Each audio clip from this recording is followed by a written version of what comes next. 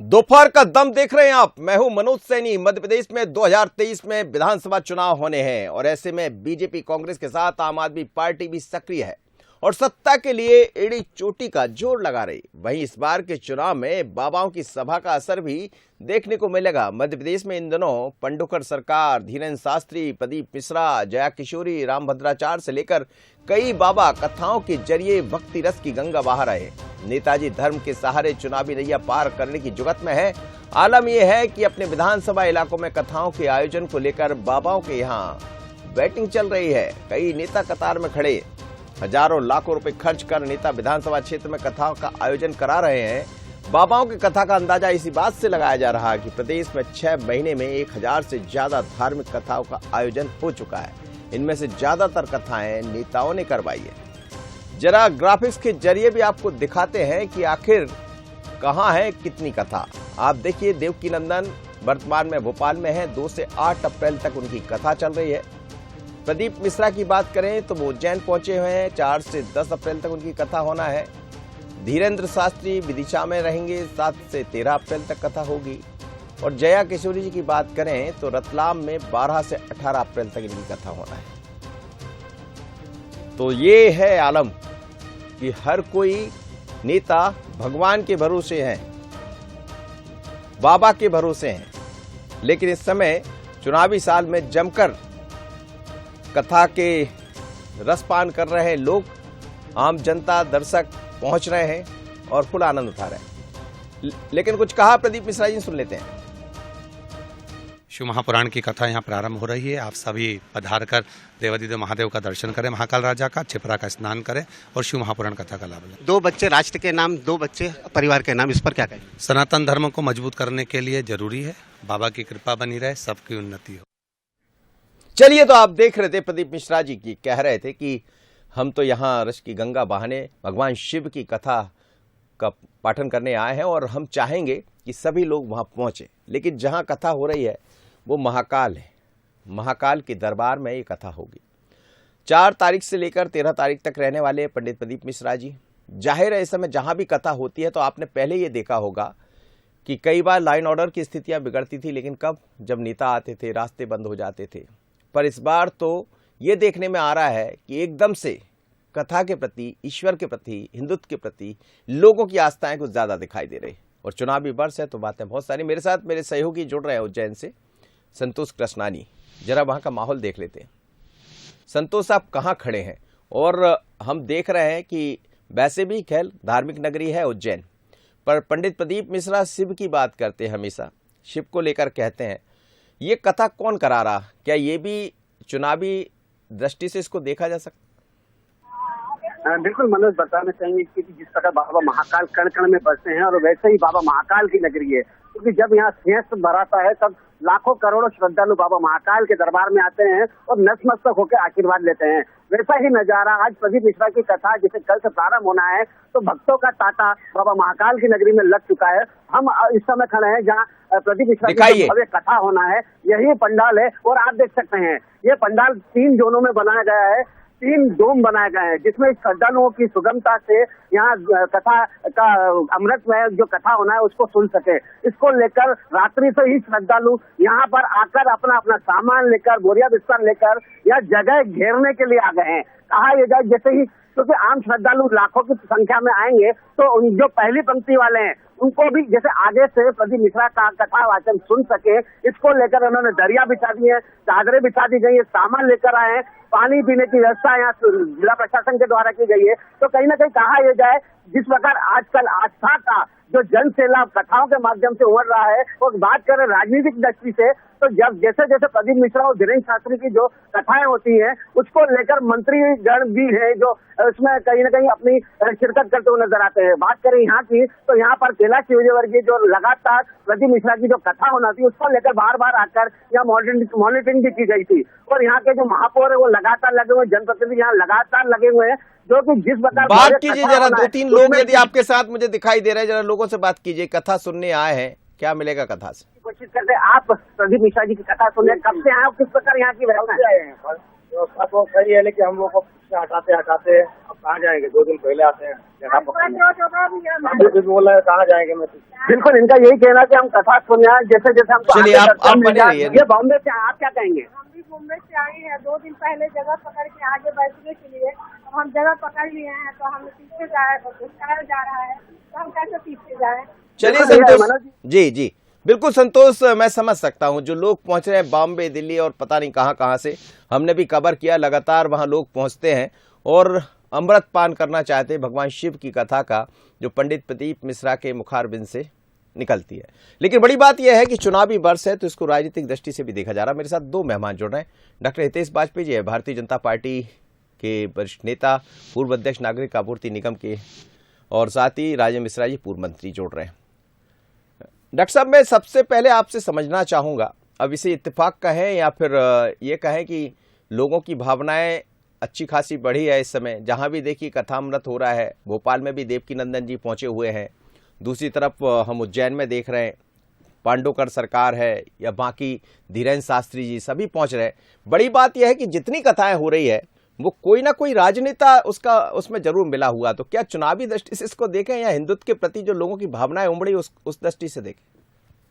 देखिए, धर्म और सत्ता ये दोनों साथ साथ चलते हैं और इसको पॉजिटिवली देखना चाहिए।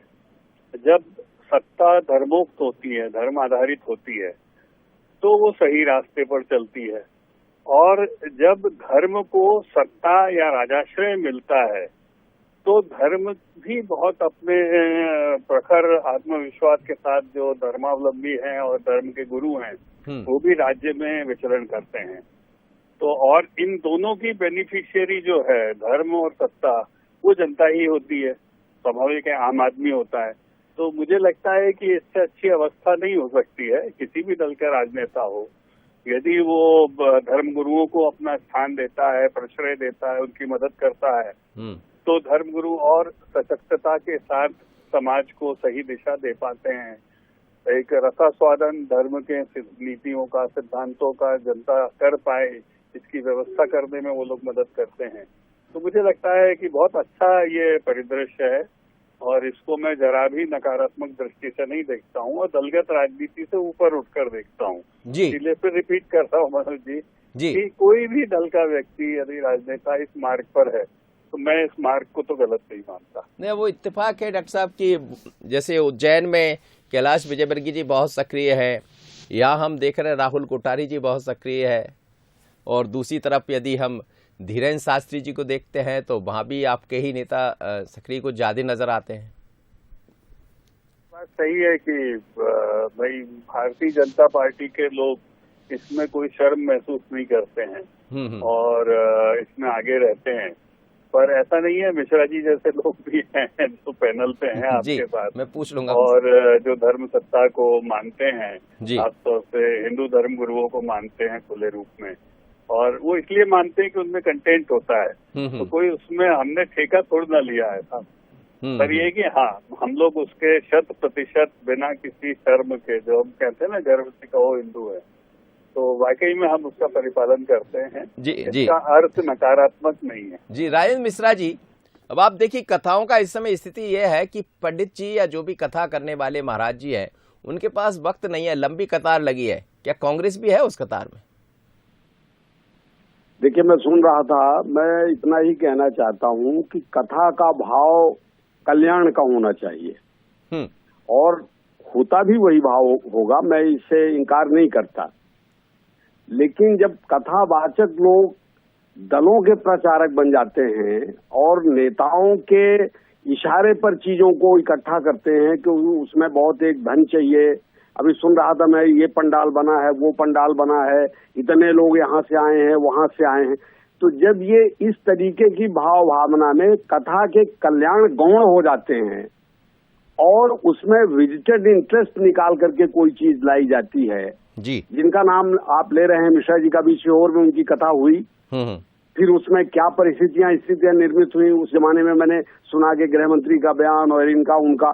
तो मेरा केवल आशय इसमें हर जगह पर राजनीति देखी जाए, हम वाजपेयी जी से बिल्कुल सहमत हैं, हर जगह पर राजनीति न देखी जाए, लेकिन लेकिन लोक कल्याण के लिए अगर कोई काम हो रहा है, सार्वजनिक मंचों में हो रहा है, तो जो लोग कर रहे हैं वही अगुआ रहें। दिखाने के लिए जो राजनीति में जिनके पास धन दौलत ज्यादा है, जो किसी तरीके से किसी दल बल के से जुड़े लोग हैं, उनके प्रचार प्रसार के लिए अगर कोई चीज दिखने लगती है तो फिर वो चीजें नकारात्मक उसके संदेश भी जाते हैं और लोग भी उसको उस लहजे में नहीं लेते जिस लहजे में उस कल्याणकारी कार्यक्रम को किया गया है। मिश्रा जी, लेकिन कहीं ना कहीं जब कथा होती है, जैसा मैंने कहा कि हर जगह भारतीय जनता पार्टी, कांग्रेस की तरफ से कोई कथा मुझे अभी नहीं दिख रही है। और दूसरी बात यह है कि बात हिंदुत्व की होती है, और फिर जब बात हिंदुत्व की होती है तो फिर उसका लाभ भी हिंदुत्व को समझने वाली पार्टी को मिलेगा। मैं नहीं कह रहा हूं आप भी हिंदुत्व के वो हैं, आप भी बात करते हैं, लेकिन इसमें कैसा देखते हैं आप इसको? नहीं, मैंने पहले ही बात आपसे ये कही है, हिंदुत्व का मुलम्मा ओढ़ करके राम केवल मेरे हैं और केवल वो हमें ही फल दें, ये दिखाने की जो दृष्टि है ये नकारात्मक है। तो क्या सकारात्मक ईश्वर की आराधना करना, प्रवचन करना और प्रवचन से जो लाभ मिले जन कल्याणकारी, उसके लिए हम सब सहमत है। लेकिन अच्छा, दूसरी चीज एक बार आप मैं सुन रहा था अभी आप कह रहे थे, अरे भाई जिनका शासन सत्ता केंद्र में है, जिनकी शासन सत्ता प्रदेश में है, तो ये कथावाचकों को तो अलॉटमेंट वही ना देंगे भाई, इसमें धन दौलत लगता है ना। मैंने पहले ही कहा कि 1 पंडाल 2 पंडाल 3 पंडाल, सुनने वाले भी कहाँ से आ रहे हैं। तो ये सारी व्यवस्थाओं को मूर्त रूप देना चाहिए। खास करके बाबा शिव की नगरी है वो, बाबा तो किस मुद्रा में तांडव में आ जाएं ये उनके अलावा कौन जानता है। किसके लिए तांडव करा रहे हैं आप? ना, तांडव बाबा करेंगे, हम लोग तो उनके सेवक हैं जी। और मैं समझता हूं कि जो लोग इसको आयोजित कर रहे हैं उनसे ज्यादा न हो तो कम भी नहीं है शिव के वक्त, हम सब शिव के वक्त हैं जी। और ये परमात्मा से प्रार्थना करेंगे कि ये कल्याणकारी हो, जो शिव का स्वरूप है वो लाभ मिले। बिल्कुल, शिव तो कल्याणकारी है। डॉक्टर साहब भी मेरे साथ जुड़े। डॉक्टर साहब वो कह रहे हैं शिव कल्याणकारी है और आप भी ये बात कह रहे थे, लेकिन डॉक्टर साहब राजेंद्र मिश्रा जी कह रहे हैं शिव कल्याणकारी है और सब जानते हैं कि शिव कल्याणकारी है, लेकिन वो भी कह रहे हैं कि जब कोई दूसरा रूप दिखता है तो फिर तांडव रूप भी हो जाता है। अब देखो मिश्रा जी से मेरा निवेदन यही है जी कि धर्म शास्त्रियों से और यदि नेताओं की तुलना करेंगे तो हम नेताओं को तो कोई अधिकार नहीं कि हम उन पर उठाएं उंगली, क्योंकि बची हुई चारों हमारी तरफ आ जाती हैं। तो जब भी धर्म शास्त्रियों और नेताओं की तुलना करोगे तो गलत आचरण में नेता जरा ज्यादा भारी पड़ जाएंगे। तो इसीलिए क्यों अपन नकारात्मक बात करें भाई। अभी तो बात ये हो रही है कि कथावाचक और सत्ता में जो शामिल होते हैं राजनेताओं, उनका संगम क्या ठीक है। तो मैं तो कह रहा हूँ इस बहाने यदि वोट भी मिलते हैं तो इसमें बुराई क्या है। कोई अच्छा काम करके यदि कोई वोट ले लेता है तो मैं तो इसको ठीक मानता हूँ भाई, गलत काम करके तो नहीं ले रहा है ना। मतलब थोड़ा सा अच्छा काम कांग्रेस को भी कर लेना चाहिए डॉक्टर साहब। 100% करना चाहिए। और कांग्रेस को तो अभी साख बटोरनी हिंदुओं के बीच, तो बिल्कुल उनको तो ज्यादा करना चाहिए, क्योंकि भाई बीच में उनसे ऐसा कुछ हुआ है जो तुष्टीकरण पर ज्यादा चला है। राजेंद्र मिश्रा जी, अंतिम प्रतिक्रिया जल्दी से। मैं वाजपेयी जी की बहुत आदर करता हूं, मैं उनको सुन रहा था, वो उसको ट्विस्ट ना करें। मैं तुलनात्मक तो मैंने किए ही नहीं है कुछ। मैंने तो ये कहा है कि कथाएं सदैव लोक कल्याणकारी होती हैं और उसकी दृष्टि भी वही होनी चाहिए। हाँ, अब आप प्रश्न करें क्या कहना चाहते हैं। नहीं तो इसमें दृष्टि क्या, कोई दूसरी कुदृष्टि दिख रही है आप? नहीं है। शिव के यहाँ कोई प्रोग्राम हो रहा है, वो भी उज्जैन जैसे महाकाल नगरी में हो रहा है, तो निश्चित रूप से बिना कृपा के कैसे संभव है। और वो भी इतने बड़े बड़े लोग कथावाचक हैं, लाखों हजारों लोग वहाँ इकट्ठे होते हैं, तो ये वही परमात्मा की कृपा तो है। सारी कृपा बीजेपी ले लेगी, लेकिन सारे वही लोग ये कहीं नहीं लिखा है जी। नहीं, ये कहीं लिखा नहीं है, लेकिन कथा करा रहे हैं तो स्वाभाविक है कि लाभ तो मिलता है उसका, फिर आप लोग नहीं करा रहे हैं।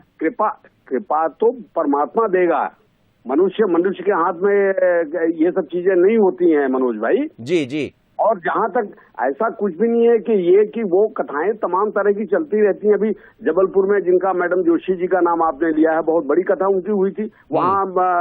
अपने जो भानोट जी हैं उनने उस प्रोग्राम को कराया था। तो कथाएं चलती हैं अपने तरीके से, लोग आते हैं जाते हैं, उसके आयोजक भी अपने तरीके के होते हैं। संसाधन सरकार ठीक में है। होने के कारण से इनके पास कुछ ज्यादा होंगे। चलिए, संसाधन ज्यादा है इसलिए कथा करा रहे हैं, आपका ये कहना है। डॉक्टर हितेश वाजपेयी जी मेरे साथ जुड़े और साथ ही राजेंद्र मिश्रा जी, आप दोनों बहनों को बहुत धन्यवाद। लेकिन इस समय पूरे मध्य प्रदेश में कथाओं का दौर चल रहा है, बाबाओं की यहाँ लंबी कतार है। एक बार बात हुई प्रदीप मिश्रा जी से बंसल न्यूज की, तो उन्होंने कहा कि मेरे पास 25 साल तक की कथा बुक है। अब आप अंदाजा लगाइए कि इस समय धर्म की बात कहाँ जा रही है और कितनी चल पड़ी है। लेकिन बार बार हिंदुत्व भी बीच में आता है, और जब तीनों ही हम देवकीनंदन जी की बात करें या फिर प्रदीप मिश्रा जी की या फिर हम बात करें धीरेन्द्र शास्त्री जी की, तीनों मंच से ऐसा कुछ कहते हैं जो कहता है कि हिंदू राष्ट्र भी बनेगा, हिंदुत्व भी दिखेगा, और अब तो उसी तरफ वो चल भी पड़े। लेकिन इसका लाभ किसको कितना मिलेगा, पर चुनावी साल में कथाओं का दौर दिखाई दे रहा।